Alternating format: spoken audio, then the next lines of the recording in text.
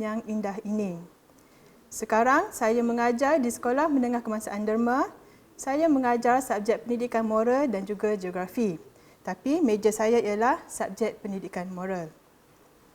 Murid-murid sekalian, tugas saya hari ini adalah untuk memberi beberapa tips atau teknik untuk menjawab Kertas 1 Pendidikan Moral SPM. Subjek ini wajib diambil oleh semua calon yang tidak mengambil Kertas Pendidikan Islam. Dalam kata lain, semua calon bukan Muslim wajib mengambil Kertas Pendidikan Moral. Murid-murid semua sedia maklum, subjek pendidikan moral SPM terdiri daripada dua kertas. Kertas 1 adalah peperiksaan bertulis, manakala kertas 2 adalah kerja khusus ataupun folio. Folio ini perlu dibuat sejak di tingkatan 4 lagi, yang mana ia terdiri daripada penulisan 8 esei dan juga laporan 4 kerja amal. Saya harap semua murid calon SPM tahun 2020 telah menggunakan waktu Perintah Kawalan Pergerakan ini dengan melengkapkan folio masing-masing. Jangan bertangguh lagi kerana ianya perlu dihantar pada bulan Mei. Secara keseluruhannya, pendidikan moral kertas 1 kod 1225-1 ini terbahagi kepada dua bahagian. Jumlah masa adalah 150 minit bersamaan dengan 2 jam 30 minit. Tengok di sini ada dua bahagian.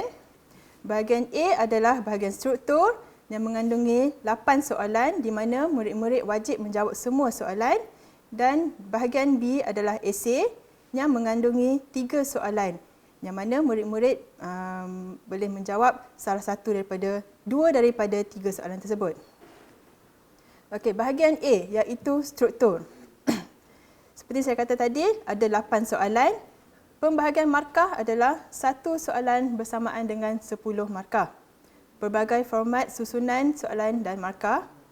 Menguji pengetahuan, kefahaman dan keupayaan menganalisis dan menyelesaikan isu-isu atau situasi berdasarkan nilai-nilai murni dan memahami kehendak soalan. Untuk bahagian B pula, esei. Di sini di bahagian B mengandungi 3 soalan. Murid-murid wajib jawab 2 soalan. Pembahagian markah ialah 1 soalan 10 markah. Menguji kebolehan dan keupayaan cara bagaimana menyelesaikan masalah dan membuat keputusan atau mengambil tindakan terhadap masalah yang dikemukakan berdasarkan nilai-nilai yang dipelajari. Agihan masa. Untuk kertas 2 ini jumlah masa ialah 2 jam 30 minit. Di sini ada agihan masa. Bahagian A struktur mengandungi 8 soalan. Peruntukan masa ialah 10 minit untuk setiap soalan. Jadi kalau 8 soalan, jumlahnya 80 minit. Untuk bahagian B ada 2 soalan. Peruntukan setiap soalan adalah 20 minit. Dan 2 soalan kali 20 minit maksudnya 40 minit. Dan ada tambahan, ada baki masa yang ada, 30 minit baki masa, di mana 20 minit boleh menjawab satu lagi soalan esei, 20 minit. Dan baki 10 minit lagi ialah untuk menyemak jawapan. Jumlah masa adalah 150 minit bersamaan dengan 2 jam 30 minit. Murid-murid dinasihatkan untuk tidak membuang masa terlalu lama untuk menjawab satu-satu soalan. Sekiranya tak dapat menjawab, dah fikir 2-3 kali tak dapat jawab, pergi ke soalan yang lain. Bulatkan, tandakan, pergi ke soalan yang lain. Kemudian nanti dah siap nanti barulah kembali kepada soalan yang tak boleh dijawab tadi. Murid-murid semua, fokus kita hari ini adalah untuk bahagian A iaitu struktur. Seperti yang saya kata tadi, di bahagian A ada 8 soalan. Pembahagian markah 1 soalan bersamaan dengan 10 markah. Terdapat pelbagai format susunan soalan dan markah di sini. Setiap soalan dipecahkan kepada beberapa anak soalan. Maksudnya ada soalan nombor 1A, soalan nombor 1B, soalan nombor 1C, dan soalan nombor 2A, B, C. Setiap soalan dia tak sama. Ada yang pecahan ABC, ada yang pecahan sampai ABCDE, ada yang ABCD sahaja, dia pelbagai. Asalkan satu soalan adalah 10 markah. Okey, untuk soalan struktur ni, kebiasaannya terdapat 8 bentuk soalan yang sering diuji. Okey, jadi bentuk soalan yang pertama ialah soalan yang tanya nilai. Jenis soalan ni, soalan akan minta ataupun ayat soalan tersebut adalah nyatakan nilai, berikan nilai, senaraikan 5 nilai, cadangkan apakah nilai yang perlu diamalkan. Itu adalah contoh-contoh soalan. Cara panduan menulis jawapan. Untuk soalan yang sebegini, murid perlu tulis nilai sahaja. Sebab soalan pun dah kata nyatakan nilai, berikan nilai. Jadi murid cuma nyatakan nilai sahaja. Tidak perlu ubah mana-mana perkataan dalam nilai. Ejaan dalam nilai tidak boleh diubah. Susunan perkataan dalam nilai pun tidak boleh diterbalikkan. Singkatan juga tidak boleh digunakan. Dan akhir sekali, jangan tulis perkataan tidak di hadapan nilai. Okey, murid-murid, di sini adalah beberapa contoh kesalahan yang calon selalu buat. Okey, yang pertama, nilai hemah tinggi, dia tulis berhemah tinggi. Salah ya, sebab dia ada pertambahan perkataan disa. Maksudnya ditambah imbuhan. Sepatutnya nilai adalah hemah tinggi, tapi dia buat berhemah tinggi, ditambah imbuhan, salah. Ya, begitu juga kalau nilai bertanggungjawab, tapi dia abaikan imbuhan ber, tulis tanggungjawab pun salah. Ya, jadi apa nilai yang murid-murid dah belajar di sekolah, itulah yang perlu murid buat. Jangan tambah atau tolak. Jangan tambah imbuhan ataupun tinggalkan imbuhan. Okey, untuk contoh kesalahan yang kedua ialah kesalahan ejaan. Contohnya rasional. Nilai rasional ditulis sebagai rational. Okey, ramai yang buat macam ni. Bunyi macam sama. Rational macam sama je bunyi. Ya, tapi ejaan salah, salahlah. Tak ada lah markah di situ. Okey, jadi berhati-hati dengan ejaan. Yang ketiga ialah mengubah perkataan. Contohnya, sepatutnya nilai menyayangi dan menghargai alam sekitar, tapi calon selalu buat mencintai alam sekitar. Walaupun menyayangi itu sama maksud dengan mencintai, sama maksud macam sayang, tapi kalau ubah perkataan dikira salah. Ya. Nah, jadi mencintai alam sekitar salah. Contoh yang lain ialah menterbalikkan susunan perkataan. Contohnya nilai mematuhi peraturan dan undang-undang, tetapi murid selalu tulis mematuhi undang-undang dan peraturan. Jadi diubah kedudukan mematuhi undang-undang dikebelakangkan dan undang-undang dikedepankan dan peraturan dikebelakangkan. Jadi salah. Yes, memang kena buat mematuhi peraturan dan undang-undang. Okey.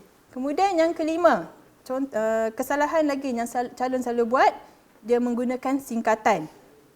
Contohnya nilai taat setia kepada raja dan negara, dia tulis taat setia kepada raja, tapi perkataan dan tu dia guna simbol. Ya, simbol dan negara. Jadi salahlah. Ya, ataupun calon selalu buat taat setia kepada tu dia nak cepat tulis, dia tulis KPD. KPD raja dan negara pun salah. Ya, jadi mesti tulis dengan lengkap. Yang keenam, contohnya ialah dia meletakkan perkataan tidak di hadapan nilai. Contohnya ayat di sini, Kelvin mengamalkan nilai tidak rasional. Salahlah. Sepatutnya nilai kita ialah nilai rasional, tak boleh ada perkataan tidak di hadapan nilai. Okey. Okey, contoh soalannya, soalan yang tanya nilai. Gambar berikut berkaitan dengan sokongan rakyat Malaysia dalam satu acara sukan. Okey, jadi murid tengok gambar di sini. Ya, gambar masyarakat menyokong sukan dengan memegang poster Malaysia Boleh. Okey, jadi soalan dia, nyatakan 2 nilai yang diamalkan oleh rakyat Malaysia melalui slogan di atas. Ya, jadi di sini telah ditegaskan di sini soalan bermulakan 2 nilai yang perlu diamalkan oleh rakyat Malaysia, 2 markah. Jadi cara menjawab dia ialah terus tulis nilai. Yang pertama, rasional. Dan yang kedua ialah penglibatan diri dalam pembangunan negara. Jadi tak perlu nak buat huraian, tak perlu nak tulis panjang lebar, ya, terus saja bagi perkataan nilai yang terlintas di fikiran murid-murid sekalian.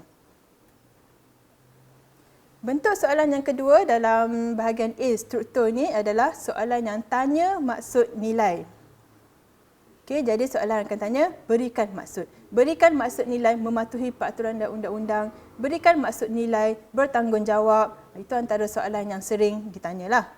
Okey, jadi pandai menulis jawapan. Yang pertama, tulis huraian berkaitan nilai yang diminta di dalam soalan. Soalan akan tanya, berikan maksud nilai rasional. Berikan maksud nilai mematuhi peraturan dan undang-undang. Okey, jawab soalan tersebut. Kemudian kaitkan dengan situasi jika soalan minta. Ada jenis soalan yang dia akan tanya, berikan maksud nilai rasional yang telah diamalkan oleh Kelvin dalam situasi di atas. Ini maksudnya situasi yang diminta. Jadi murid-murid perlu huraikan apa maksud nilai yang murid-murid faham, maksud nilai rasional yang murid-murid faham, dan kemudian kaitkan dengan apa yang Kelvin perlu buat. Ya, itu maksud dia, kaitkan dengan situasi jika soalan minta. Kemudian tidak perlu tulis nilai lagi. Ya, jangan nak tulis nilai lagi dalam jawapan tu. Okey, jadi ini contoh soalan jawapan. Contoh kesalahan yang calon selalu buat, contohnya soalan yang pertama, berikan maksud nilai rasional. Jadi, ada ramai juga calon yang jawab, seseorang itu boleh berfikir dengan rasional dalam membuat keputusan. Di sini dia ulang balik perkataan rasional. Ya, salahlah. Ya, sebab kita tak boleh ulang balik. Jadi, cara untuk menjawab yang sebenarnya ialah cari perkataan yang hampir sama dengan maksud rasional. Ya, contohnya di sini, seseorang itu membuat pertimbangan dahulu sebelum membuat keputusan. Ya, jadi, rasional ni sama juga dengan pertimbangan. Ya, boleh berfikir dengan rasional, sama juga maksudnya dengan membuat pertimbangan. Jadi, yang font hitam ni adalah jawapan yang betul. Yang font merah tu salah. Contoh yang kedua, terangkan maksud nilai mematuhi peraturan dan undang-undang. Okay, jadi sini, ini sebenarnya soalan ni, terangkan maksud nilai mematuhi peraturan dan undang-undang. Okay, jadi contoh jawapan lagi, kita perlulah mematuhi peraturan agar tidak didenda oleh guru disiplin. Ini salah. Kenapa salah? Sebab dia mengulangi perkataan mematuhi peraturan. Ya, mematuhi peraturan. Jadi kita perlu ubah. Murid-murid perlu ubah perkataan mematuhi peraturan, ubah kepada kita perlulah akur dengan peraturan sekolah agar tidak didenda oleh guru disiplin. Okey. Contoh soalan. Contoh soalan yang tanya maksud nilai. Pernyataan berikut menerangkan tentang kebebasan beragama di Malaysia. Okey, jadi dia bagi satu stem kat sini. Masyarakat Malaysia yang terdiri daripada pelbagai kaum bebas memilih dan menganut agama masing-masing. Soalan dia, masyarakat Malaysia menunjukkan amalan nilai kebebasan beragama. Beri maksud nilai tersebut. Markah yang diperuntukkan ialah 3. Ya, 3 markah. Jadi, jawapan murid-murid sekalian mestilah 3 ayat. Ya, sebab satu ayat mewakili satu markah. Jadi, kita tengok jawapan. Okey, ada 3 ayat. Ayat berwarna hijau, ayat berwarna biru, ayat berwarna ungu. Ayat yang pertama, yang hijau ni. Jawapan dia ialah masyarakat Malaysia dibenarkan memilih agama untuk dianuti. Ya, kemudian yang kedua, satu markah. Ya, kemudian satu markah lagi untuk ayat yang kedua, masyarakat Malaysia bebas mengamalkan ajaran agama masing-masing selagi tidak melanggar undang-undang negara ini. Ayat yang kedua mewakili untuk markah yang kedua. Dan ayat ketiga, masyarakat negara ini perlulah mengutamakan keharmonian hidup berbilang kaum. Ayat yang ketiga untuk markah yang ketiga. Jadi untuk menjawab soalan macam ni, murid kena tahu apa maksud kebebasan beragama. Ya, jadi murid-murid kena tahu apa yang terkandung dalam nilai kebebasan beragama. Ya, jadi murid telah belajar Ya, untuk nilai kebebasan beragama ini, kerajaan Malaysia membenarkan setiap masyarakat, setiap rakyat untuk memilih agama apa yang mereka nak. Ya, setiap rakyat boleh mengamalkan ajaran agama masing-masing, tapi dengan syarat jangan menimbulkan isu sensitif ataupun menimbulkan kekacauan dalam negara. Itu antara syarat-syarat yang ada dalam kebebasan beragama. Jadi daripada pengetahuan situ, murid-murid boleh olah dan masukkan dalam jawapan di sini. Ya, saya ulang balik. Yang pertama, masyarakat Malaysia dibenarkan memilih agama untuk dianuti, 1 markah. Masyarakat Malaysia bebas mengamalkan ajaran agama masing-masing selagi tidak melanggar undang-undang negara ini, 1 markah. Masyarakat negara ini perlulah mengutamakan keharmonian hidup berbilang kaum, 1 markah. Jadi jumlah semua adalah 3 markah. Okey, murid-murid, sekarang kita tengok bentuk soalan yang ketiga. Bentuk soalan yang ketiga adalah soalan tanya nilai berserta dengan huraian. Tadi kita tengok soalan pertama tadi, bentuk soalan yang pertama tadi adalah soalan tanya nilai. Nilai sahaja, ditulis nilai. Tapi untuk yang bentuk soalan yang ketiga ini ialah dia perlukan huraian. Okey, jadi jenis soalan yang biasa ditanya, huraikan nilai, bincangkan nilai, terangkan nilai. Jadi panduan menulis jawapan. Ayat yang pertama mewakili markah yang pertama, murid-murid perlu tulis nilai. Soalan tanya apa, jawab nilai apa. Okey, ayat yang kedua dan seterusnya. Seterusnya maksudnya bergantung kepada peruntukan markah. Ya, kalau markah 3 markah, maksudnya 2 ayat yang seterusnya. Kalau markah 2 markah, maksudnya 1 sajalah ayat yang seterusnya. Ya, di sini untuk ayat yang seterusnya, huraikan kenapa perlu amalkan nilai tersebut atau bagaimana hendak amalkan nilai tersebut. Ini adalah tips macam mana nak buat ayat. Ya, kalau tak tahu nak buat ayat apa, tanya diri sendiri kenapa. Kenapa kena amalkan nilai tersebut? Bagaimana nak amalkan nilai tersebut? Okey, kemudian macam biasa bila kita sebut tentang nilai, ejaan nilai tidak boleh salah. Susunan perkataan nilai tidak boleh diterbalikkan. Singkatan juga tidak boleh digunakan. Jangan tulis perkataan tidak di hadapan nilai. Perlu ada watak dan huraian mestilah berkaitan dengan situasi yang diberikan dalam soalan. Okey, kalau dalam soalan situasinya berkaitan dengan gejala pontin sekolah, ya. Jadi apa yang murid-murid perlu buat dalam huraian itu cerita tentang pontin sekolah. Jangan tukar pada cerita lain, jangan huraikan tentang merokok, jangan cerita tentang melepak, ya. Sebab sekarang ni isu yang ditekankan di sini adalah pontin sekolah. Okey, sekarang kita tengok contoh soalan yang tanya nilai berserta dengan penerangan ataupun huraian. Berikut adalah amalan kerajaan Malaysia dalam memelihara hubungan baik negara ini dengan negara-negara lain. Jadi dibagi petikan di sini. Kerajaan Malaysia telah mengambil langkah berjaga-jaga dengan menasihati setiap warga negara supaya tidak bercuti ke negara-negara yang sedang mengalami ketidakstabilan politik sempena cuti sekolah yang panjang ini. Hal ini demikian juga untuk menjaga keselamatan mereka. Okay, jadi itu situasi dia, petikan dia. Jadi soalan dia ialah huraikan nilai yang telah diamalkan oleh kerajaan Malaysia berdasarkan pernyataan di atas. Jadi di sini dia tidak minta berapa nilai, ya, dia cuma kata huraikan nilai dan tapi markah yang diperuntukkan ialah 3. Jadi macam mana cara untuk menjawabnya? Okey. Murid-murid cuma perlu nyatakan 1 nilai sahaja. Ya, kemudian untuk 2 markah lagi adalah huraian untuk nilai tersebut. Okey, jadi contoh dia jawapan di sini ialah kerajaan Malaysia mengamalkan nilai saling menghormati antara negara. Jadi murid-murid kena ingat dalam menjawab soalan, antara perkara penting yang kena ada ialah watak. Jadi watak di sini dalam soalan ini ialah kerajaan Malaysia. Ya, kerajaan Malaysia.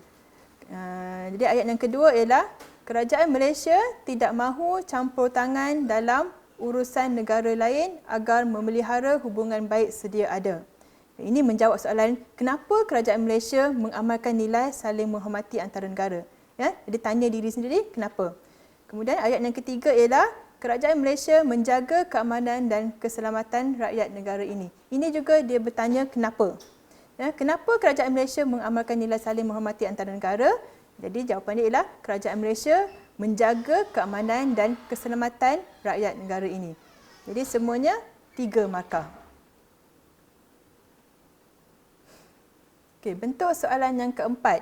Soalan tanya fakta.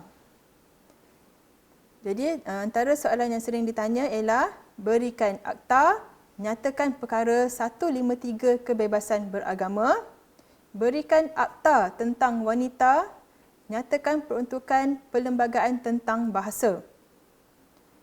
Okey, jadi panduan menulis jawapan ialah jawapan berdasarkan ayat fakta. Okey, fakta.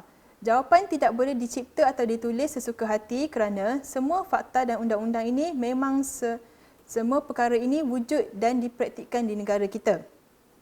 Okey, bertujuan menguji kandungan akademik tingkatan 4 dan 5 serta pengetahuan umum. Kemudian jika ada tahun dalam akta tersebut boleh diabaikan. Ya, untuk soalan fakta ni, ya, dia boleh tanya tentang akta, dia boleh tanya tentang apa yang terkandung dalam akta, ya, juga boleh tanya agensi yang berkaitan. Agensi ni ada 2 jenis, agensi NGO dan juga GO, government. Ya. Ada juga soalan boleh tanya tentang dasar-dasar kerajaan. Okey, ini semua fakta, memang tak boleh diubah. Okey, contoh soalan. Apakah akta yang digubal untuk menjaga alam sekitar? 1 markah. Jadi murid-murid cuma terus jawab apa akta tersebut. Ya, jadi jawapan dia ialah Akta Kualiti Alam Sekeliling. Ya, tapi kalau nak buat Akta Kualiti Alam Sekeliling, ya, yang JAS tu tak ada. Maaf ya, saya silap tu. Akta Kualiti Alam Sekeliling sahaja. Okay, yang kedua, namakan satu pihak yang boleh menyelesaikan isu harga makanan yang tidak berpatutan di semua kedai makanan di Malaysia. Okey. Sepatutnya 1 markah, ya, 1 markah.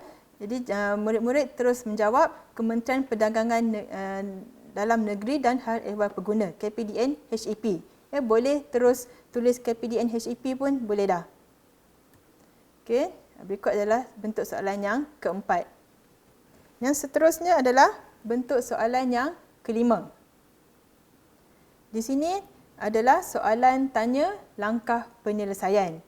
Okey, jadi jenis-jenis dia, antara cara dia bertanya ialah nyatakan, berikan, ramalkan, senaraikan, cadangkan, apakah, kemukakan, namakan, tuliskan. Itu maksud langkah penyelesaian. Ya. Nyatakan cara untuk, apakah iktibar, ramalkan apa akan jadi, ya, cadangkan apa usaha yang perlu dilakukan, kemukakan pendapat anda, ya, namakan, tuliskan faktor-faktor yang menjadi punca.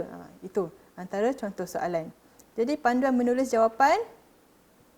Jawapan berdasarkan pandangan, pendapat, iktibar, pengajaran, tindakan, langkah, usaha, peranan ataupun tanggungjawab, ataupun faktor, ataupun punca, ataupun alasan, ataupun hujah. Ya, bergantung kepada kehendak soalan. Ya, kalau soalan tanya pendapat, beri pendapat. Kalau soalan tanya minta pengajaran, kamu beri pengajaran. Ya, kalau soalan minta senaraikan hujah, kamu beri hujah kamu. Hujah adalah alasan. Ya. Kemudian tidak perlu menghurai semasa menulis jawapan. Ini adalah kamu terus tulis saja apa yang diminta. Ya, jadi kita tengok contoh soalan, baru murid boleh faham. Ya. Okey, contoh dia. Contoh soalan yang tanya langkah penyelesaian. Berikut adalah amalan perniagaan yang salah di restoran XYZ. Okay. Restoran XYZ mengenakan harga yang mahal dan tidak berpatutan kepada pelanggannya. Harga makanan dan minuman yang tinggi ini benar-benar membebankan. Restoran ini juga tidak mempamerkan sebarang tanda harga makanan. Okay, itu situasi dia. Soalan, berikan tindakan yang boleh diambil jika anda mengalami situasi di atas. Okay, jadi di sini pun dia tak minta berapa, tapi markah yang diperuntukkan ialah 2. Ya, soalan tak minta berapa tindakan, tapi markah 2. Jadi maksudnya, okay, yang pertama, membantu masalah tersebut memberitahu masalah tersebut kepada pihak restoran. Sebab dia tanya tindakan. Apakah tindakan yang boleh diambil? Jadi tindakan dia ialah memberitahu masalah tersebut kepada pihak restoran. Titik. Tak perlu huraian dah sebab ini cuma tanya langkah penyelesaian tanpa huraian. Jadi yang kedua, membuat laporan kepada pihak berkuasa tempatan. Titik. Cukup. Tak payah nak huraikan lagi. 2 markah. Sekarang barulah bentuk soalan yang ke-6. Soalan yang tanya langkah penyelesaian berserta dengan huraian. Jadi bila dia huraian, dia akan tanya bagaimanakah, mengapakah, bincangkan, jelaskan, huraikan, terangkan. Sama juga macam tadi, cuma bezanya kalau macam yang tadi, yang bentuk soalan yang ke-5, soalan tanya langkah penyelesaian, murid-murid cuma nyatakan dia punya langkah penyelesaian. Tapi kalau untuk bentuk soalan yang ke-6 ni, kena ayat yang pertama nyatakan langkah penyelesaian, kemudian ayat yang berikutnya disertakan dengan huraian yang menyokong kenapa kamu kata penyelesaian tersebut macam tu. Okey. Jadi jawapan berdasarkan pandangan, pendapat, iktibar, pengajaran, tindakan, langkah, usaha, peranan, tanggungjawab, faktor atau punca atau alasan atau hujah bergantung pada soalan. Calon perlu menghurai semasa menulis jawapan. Ini bezanya dengan yang tadi, yang bentuk soalan kelima. Jawapan perlu merujuk kepada bilangan langkah penyelesaian seperti yang dikehendaki soalan dan juga peruntukan markah. Huraian mestilah berkaitan dengan situasi yang diberikan di dalam soalan. Okay, kalau macam tadi soalan berkaitan dengan harganya melampau di restoran makanan, jadi apa yang murid-murid perlu huraikan mesti berkaitan dengan harga makanan di restoran. Jangan buat cerita lain. Okay, jadi ini contoh soalan-soalan yang sama, masih lagi soalan sama macam tadi. Berikut adalah amalan perniagaan yang salah di restoran XYZ. Restoran XYZ mengenakan harga yang mahal dan tidak berpatutan kepada pelanggannya.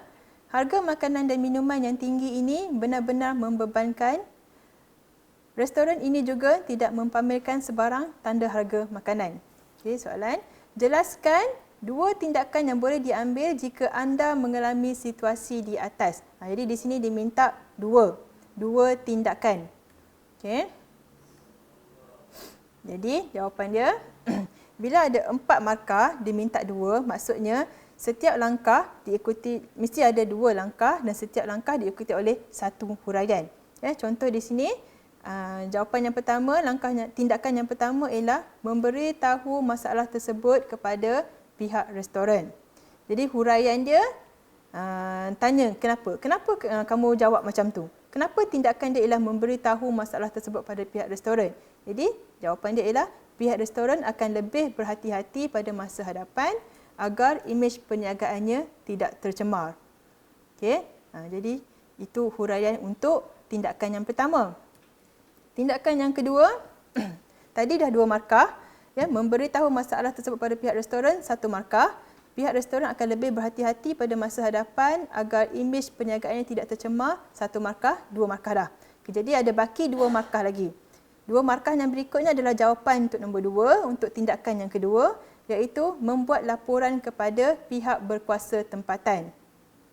Okey, kemudian tanya diri sendiri, kenapa kena lapor kepada pihak berkuasa tempatan? Itu untuk nak bagi idea untuk kamu buat ayat untuk di bahagian huraian. Jadi kamu tanya kenapa buat laporan. Jadi bila kamu dapat jawapan, kamu tulis di sini, pihak restoran akan patuh pada undang-undang yang telah ditetapkan kerana tidak mahu mengalami kerugian sekiranya disaman lagi pada masa hadapan. Sebab bila tindakan dia adalah melaporkan kepada pihak berkuasa tentu akan saman. Jadi bila pihak restoran dah kena 1 kali saman, takkan dia nak kena saman lagi. Jadi ini sebagai peringatan. Itu alasan kenapa tindakan membuat laporan kepada pihak berkuasa tempatan. Okey, jadi ada 4 ayat, 4 markah. Okey, kemudian bentuk yang ke-7.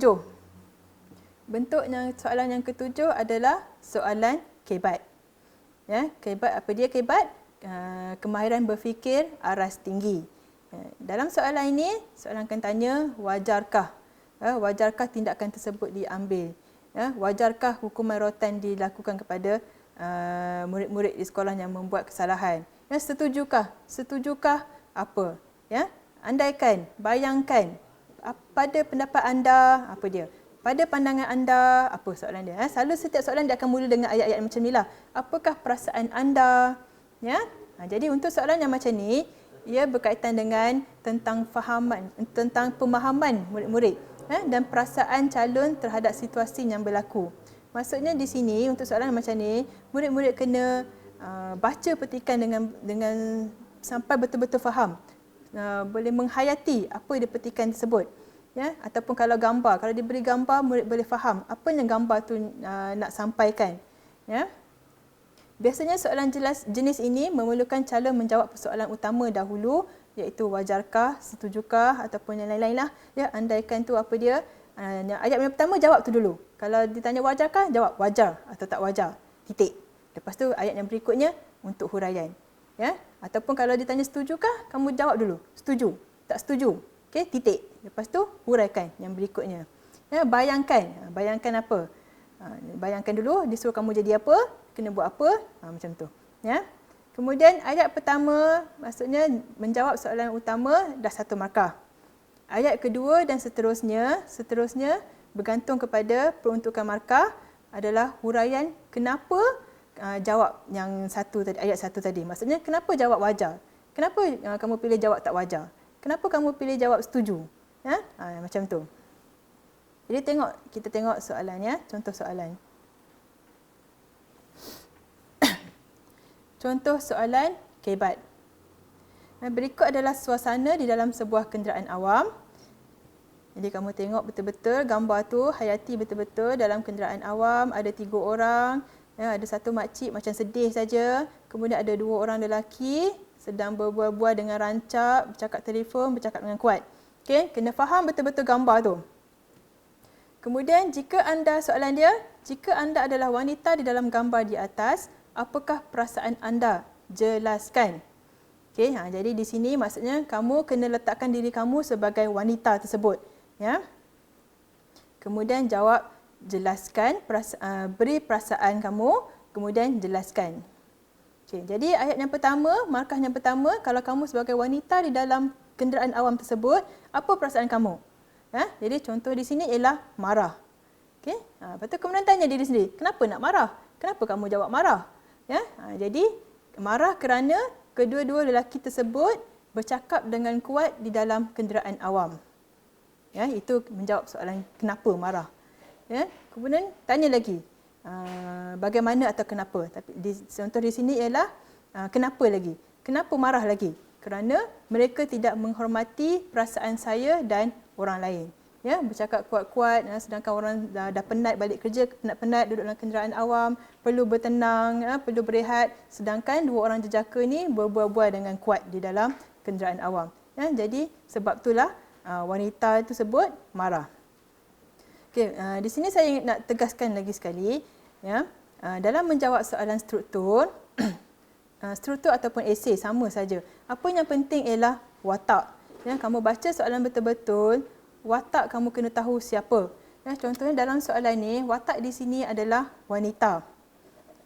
Di sini ialah anda yang sebagai wanita. Jadi apa saja yang soalan watak apa saja dalam soalan, kamu kena guna watak tersebut. Jangan guna orang lain. Contoh di sini apabila di sini soalan di sini dia tak ada contoh di sini ialah saya.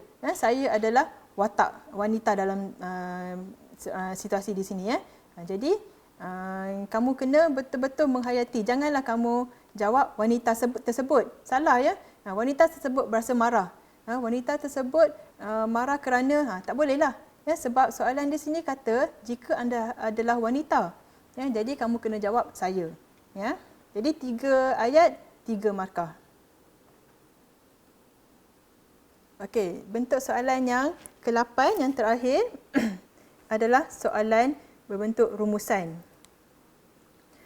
Rumusan ni dia minta kamu membuat rumusan lah. Tapi bukannya rumusan macam karangan yang panjang-panjang tu, sikit saja. Ya, macam mana ya panduan menulis jawapan. Buat kesimpulan berdasarkan bahan ransangan ataupun maklumat atau petikan atau situasi yang diberi. Ya, selalunya soalan rumusan ni dia akan beri beberapa bahan ransangan. Dia akan bagi gambar satu, gambar kedua, ataupun dia bagi satu graf, yang kedua gambar, yang ketiga petikan. Dia ada bagi beberapa bahan. Ya. Dan kemudian apa yang kamu kena buat ialah cari isi penting yang boleh mengaitkan semua rangsangan ataupun maklumat atau petikan ataupun situasi yang diberi. Kamu tengok semua-semua, bagi faham semua-semua bahan rangsangan yang diberi itu, ya, maklumat yang diberi itu, kamu cari satu apa persamaan antara kesemua tu. Kemudian buat huraian. Okey, contoh di sini ya. Contoh soalan rumusan. Berikut adalah norma masyarakat Malaysia. Ya, jadi ini adalah keratan akhbar. Kuala Lumpur, konsep rumah terbuka harus dijadikan satu kemestian apabila hubungan silaturahim dan perpaduan pelbagai kaum pada hari ini terhakis sedikit demi sedikit. Ketua Biro Perpaduan Nasional Gerakan H. Purvanithan berkata, sambutan majlis rumah terbuka menggambarkannya dua perkataan iaitu ramai dan kepelbagaian yang boleh mengukuhkan semangat kekitaan apabila masyarakat itu sendiri memahami begitu pentingnya ukhuwah dan muafakat sesama rakyat. Okay, ini adalah maklumat A. Ya. Kemudian ada maklumat B pula. Ya, selalunya contoh-contoh soalan saya bagi tadi semua ada satu petikan saja. Satu petikan, satu gambar. Ya, tapi untuk soalan rumusan ni kebiasaan dia akan beri lebih daripada satu maklumat.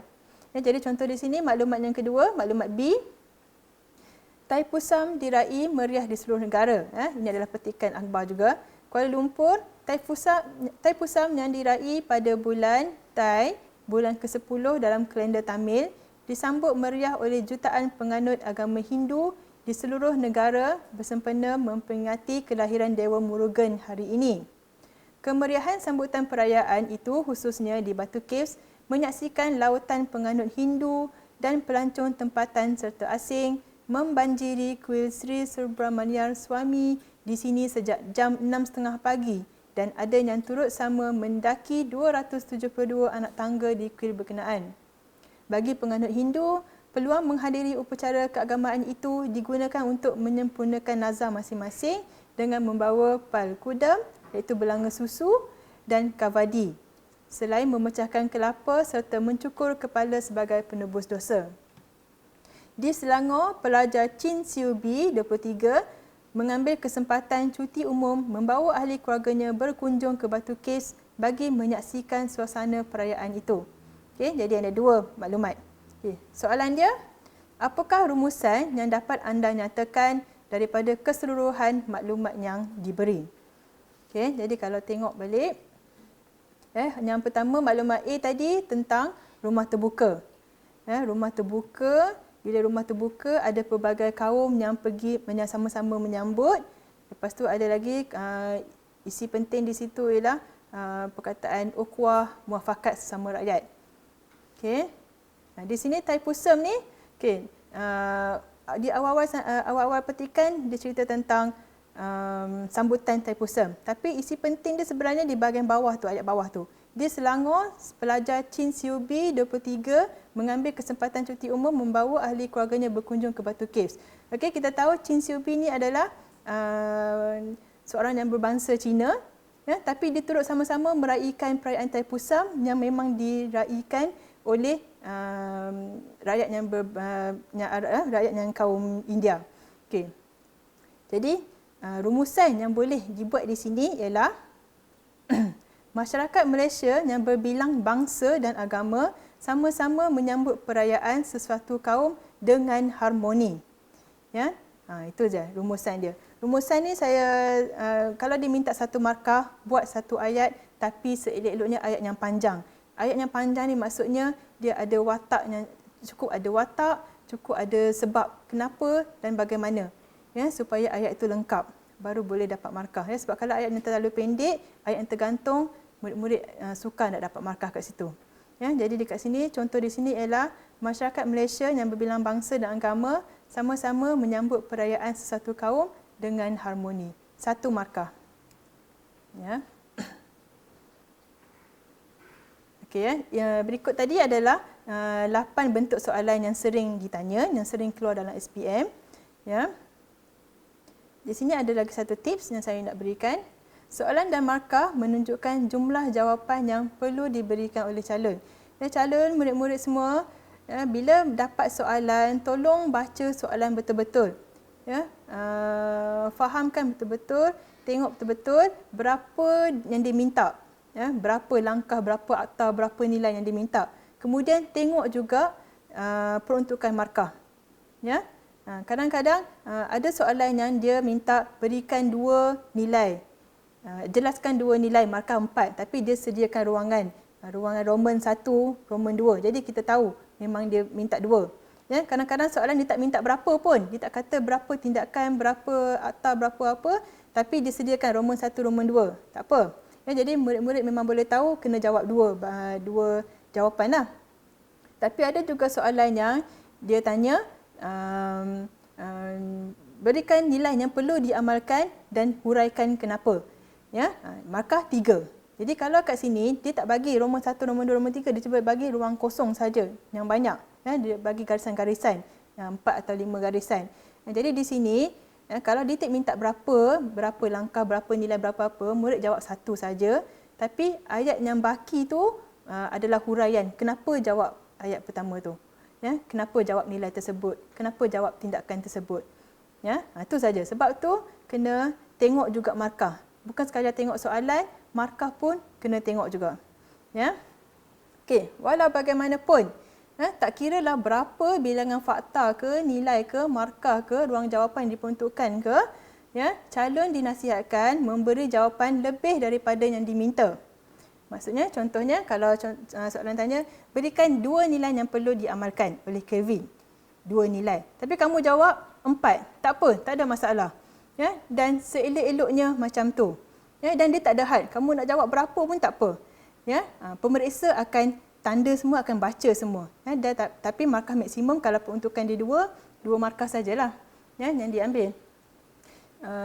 Cara macam ni penting.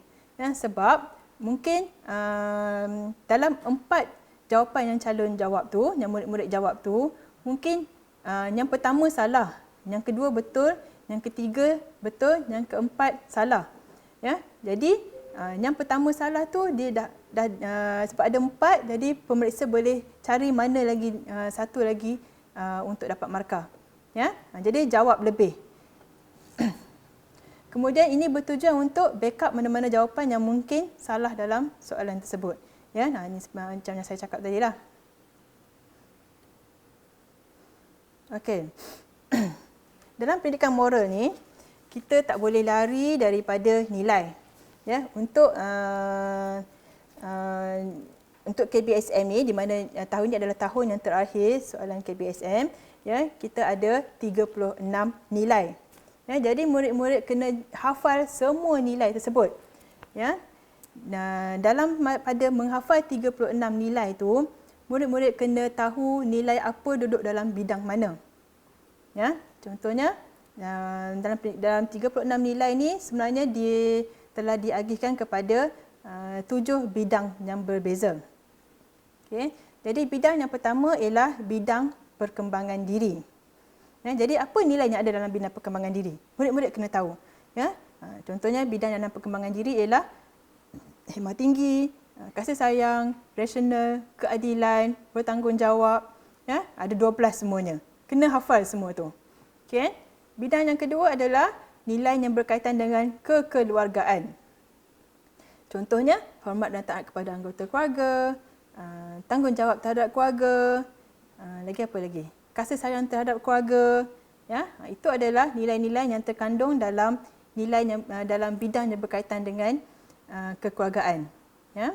Kemudian bidang yang ketiga adalah nilai yang berkaitan dengan alam sekitar.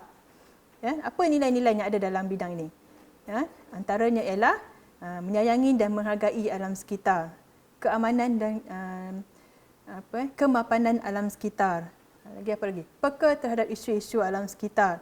Ya, jadi itu adalah nilai-nilai yang ada dalam nilai yang berkaitan dengan dalam bidang alam sekitar. Okey, kemudian bidang yang keempat, patriotisme. Dalam di sini ada 3 nilai dia. Dalam bidang patriotisme cuma ada 3 nilai saja berbandingkan dengan bidang-bidang lain ada banyak nilai, tapi dalam bidang patriotisme ada 3 saja, iaitu cinta akan negara, sanggup berkorban untuk negara, taat setia kepada raja dan negara. Ya, hafal tu, kena tahu tu. Kemudian bidang yang kelima. Bidang yang kelima nilai yang berkaitan dengan hak asasi manusia. Kat sini pun ada banyak sini. Apa dia? Contoh-contoh dia. Melindungi hak pengguna. Lagi apa? Melindungi hak kanak-kanak, menghormati hak wanita, menghormati hak golongan kurang berupaya, melindungi hak pekerja. Semua tu ada dalam hak asasi manusia. Dalam hak asasi manusia ni murid-murid kena peka, ya, sebab dia ada berkaitan dengan pekerja, kanak-kanak, wanita, apa lagi? Kurang upaya. Ya, lagi satu apa lagi? Ya, tapi dia sebenarnya ada 2 perkataan yang membeza. Satu melindungi, satu menghormati. Ya, melindungi hak pekerja tak boleh tukar kepada menghormati hak pekerja.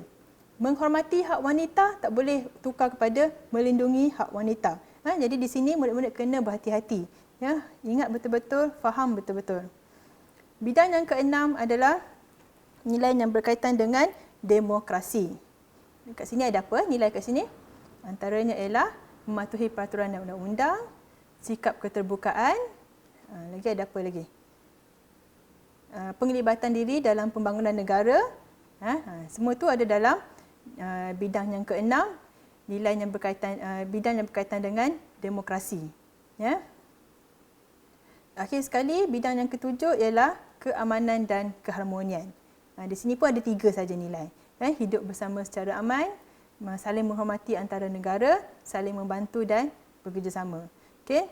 Kenapa saya kata murid-murid kena hafal, di samping kena hafal 36 nilai, tapi kena tahu juga dalam bidang apa. Ya, sebab ada soalan dia akan kata, berikan nilai yang berkaitan selain daripada nilai yang berkaitan dalam perkembangan diri. Ya, jadi murid kena tahulah apa nilai-nilai dalam perkembangan diri. Jadi kalau dah tahu, blok. Jangan guna nilai dalam perkembangan diri, guna nilai-nilai yang lain. Ya, ataupun soalan akan tanya, selain daripada bidang kekeluargaan, berikan lagi 2 nilai lain lagi yang perlu diamalkan. Jadi kena tahu apa dalam bidang kekeluargaan. Jadi kita blok, jangan guna dah. Ya. Okey. Ya, lepas tu lagi kena hafal juga 36 nilai, sebab ada juga soalan yang dikata ini penting ya, sebab ada murid yang dia tak boleh menghafal 36. Okay, saya faham, sebab setiap orang ada pelbagai tahap dia punya nak menghafal tu, ya.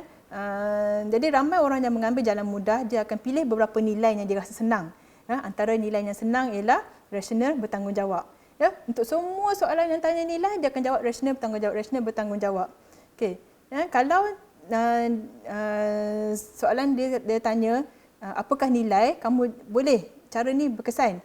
Ya, tapi ada sesetengah soalan dia akan kata selain nilai rasional dan bertanggungjawab, nyatakan nilai lain yang perlu diamalkan. Ini bahaya. Ya, dia dah blok, dia dah pangkah, murid dia tak bagi dah. Murid jangan jawab rasional dengan bertanggungjawab, dia suruh cari nilai lain. Ya, jadi kalau murid hafal nilai rasional dan bertanggungjawab dia susahlah. Ya, dia tak tahu nak jawab apa dah. Jadi lebih baik tolonglah, berusahalah, hafallah 36 nilai tu. Okey. Okey, murid-murid sekalian, dalam pendidikan moral, antara perkara yang penting dalam pendidikan moral, yang pertama tadi adalah nilai. Bila sebut pendidikan moral, mesti tak jauh daripada nilai. 36 nilai, 7 bidang perkembangan, 7 bidang yang ada dalam pendidikan moral.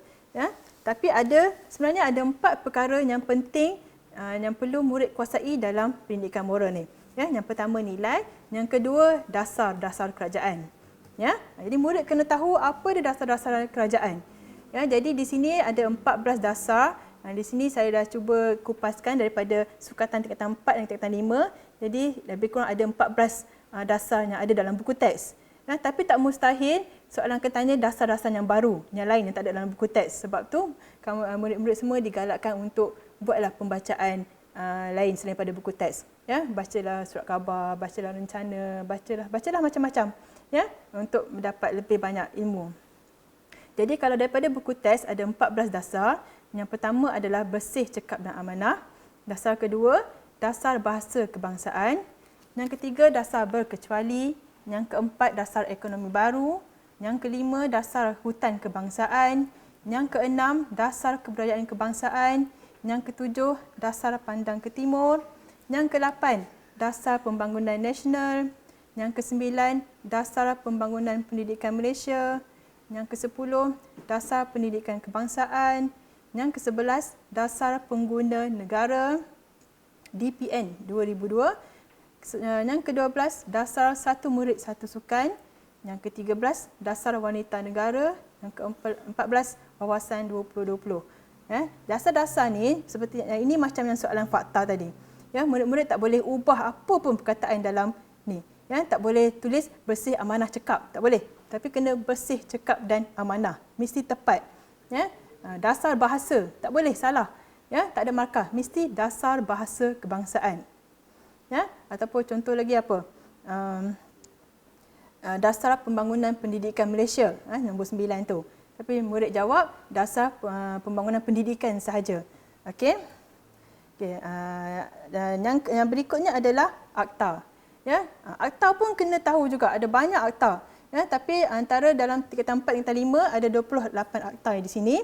Jadi kalau boleh hafallah, tolonglah hafal. Ya, sebab soalan suka tanya, ada juga selalunya dalam setiap tahun mesti ada sekurang-kurangnya satu soalan yang tanya, apakah akta yang berkaitan dengan situasi yang diberikan. Ya, akta. Okey, lagi satu ialah tak ada dalam slide ni. Tapi saya nak bagi tahu adalah lagi satu adalah agensi. Agensi ada dua jenis agensi, satu NGO, agensi bukan kerajaan, yang satu lagi ialah GO, agensi kerajaan. Agensi bukan kerajaan, agensi kerajaan adalah seperti Polis Diraja Malaysia, Kementerian Kesihatan Malaysia, Kementerian Pendidikan Malaysia. Itu adalah agensi-agensi yang kerajaan. Ya, agensi bukan kerajaan macam Lions Club, Club Rotary, Persatuan Bulan Sabit Malaysia, Pandu Puteri Malaysia, Persatuan Bulan Sabit Merah, itu semua adalah GO. Ya, ini pun penting. Ya, tolong buat rujukan apa agensi-agensi yang ada di Malaysia. Okey. Okey, ya. Kita dah semakin ke hujung dah. Amaran, ya, amaran. Okey, saya harap murid-murid semua faham apa yang saya ajar tadi, tapi ada sedikit amaran kat sini. Ya, sekiranya pada hari peperiksaan SPM sebenar anda mendapati bentuk soalan yang ada yang keluar tu tak sama dengan apa yang telah saya kongsikan di sini. Okey, tak sama. Apalah cikgu tu cakap macam tu, tapi hari ni macam ni pula. Tak ada pun dalam nota tu hari tu cakap macam ni. Tak apa, jangan panik. Ya, jangan panik, jangan marah, jangan kecewa. Ya, apa yang perlu kamu buat ialah yang pertama bertenang. Bertenang, ambil nafas dalam-dalam, hembus, kemudian fikir pelan-pelan. Fahamkan betul-betul kehendak soalan. Apa yang soalan tu nak? Ya, kemudian ketahui peruntukan markah. Tengok markah berapa, maknanya kamu kena buat ayat berapa. Itu kena tahu. Jika masih tak tahu juga jawapannya, dah puas fikir dah apa ni, tak tahu juga ni. Ya, jika masih juga tidak tahu jawapannya, tulislah apa sahaja yang kamu rasa logik. Ya, asalkan jangan tinggalkan soalan itu tak jawab. Jangan tinggal kosong. Buatlah apa-apa yang akan terlintas di fikiran kamu. Ya, sebab kadang-kadang kita tak tahu. Rupa-rupanya apa yang kamu tak yakin tu, itu adalah jawapannya. Ya, jadi tolonglah jangan tinggalkan kosong begitu saja. Buatlah, tembaklah jawapan apa-apa. Asalkan logiklah. Ya. Okey. Okey, jadi setakat ini sahaja perkongsian saya. Semoga perkongsian ini dapat menambah keyakinan murid-murid semua untuk menghadapi peperiksaan yang penting ini. Okey. Secara keseluruhannya, pendidikan moral kertas 1 demikianlah tips dan teknik menjawab untuk kertas 1 pendidikan moral SPM. Okay, saya harap murid-murid semua dapat memanfaatkan segala ilmu yang saya curahkan sebentar tadi. Satu lagi pesanan saya, janganlah memandang remeh terhadap subjek pendidikan moral ini. Ya, sentiasa membaca buku teks tingkatan 4 dan tingkatan 5, membaca akhbar dan juga rencana. Ianya sangat membantu dalam menjawab kertas ini. Okey, setakat ini sahaja untuk hari ini. Berjumpa lagi kita pada minggu hadapan untuk tips atau teknik menjawab bahagian B, esei, kertas 1 Pendidikan Moral SPM. Okay, sebelum tu saya nak bagi sedikit pesanan, ya. Hashtag stay at home, hashtag duduk di rumah, ya. Hapuskan COVID-19. Thank you frontliners dan sokonglah polis mengaji, ya. Jadi kita jumpa lagi. Bye bye.